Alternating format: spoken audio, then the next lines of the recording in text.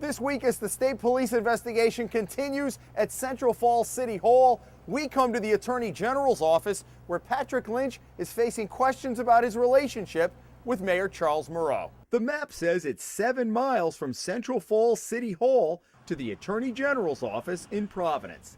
But many who live here think the two are a whole lot closer. That's because AG Patrick Lynch has been very public about his close relationship with Mayor Charles Moreau, who is now facing questions from the state police.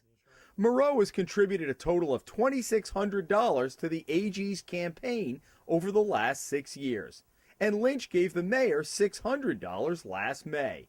So we sat down with Lynch to get his response to our stories alleging potential corruption in City Hall. It's bordering on a little bit of shock when you look at it, but something that certainly merits a further review. In a wide-ranging interview, Lynch told us he has put up a firewall between him and any investigation by his office or the state police into Moreau's administration, and instructed others to deal with any potential case. So what about those campaign contributions? Why did you contribute to his campaign?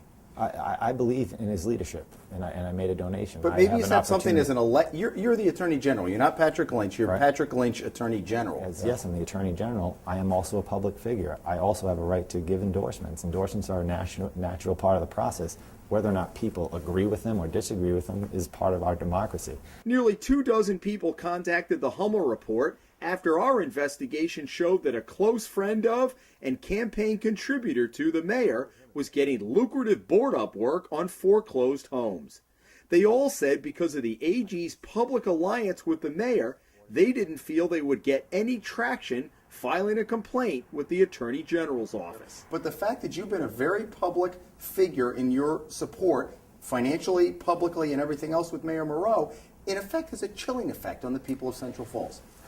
I don't know that it did. I can only tell you this. They're telling me that it did. I don't know who they are. We also wanted to know if Lynch draws a line between political endorsement and public office. Take a look at that. What do you see? Smiling faces after an election victory. All right. And there's you. There's the Secretary of State. There's Representative Kilmartin, who is potentially running for AG. There's your friend, Charles Moreau. And do you know who that woman is? Councilwoman Dela Rose. Right. Dela Rose, I think. But you don't know her personally? Not really, no. I've met her at gatherings like that. Do you know she was charged with drunk driving with her kid in the back seat last year, and that was while the charges are still pending? I do know.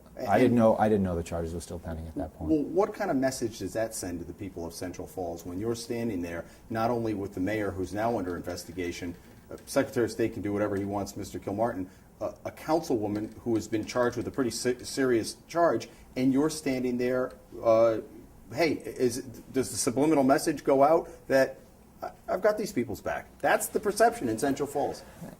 Well, why would you pose for a picture like that? Because I'm celebrating a win of a friend that I indicated publicly that I'm supporting, and people can make the determination that they want. Well, people have made the determination. They've said and they the should. Attorney General's got his back. I don't condemn somebody just because they have an issue.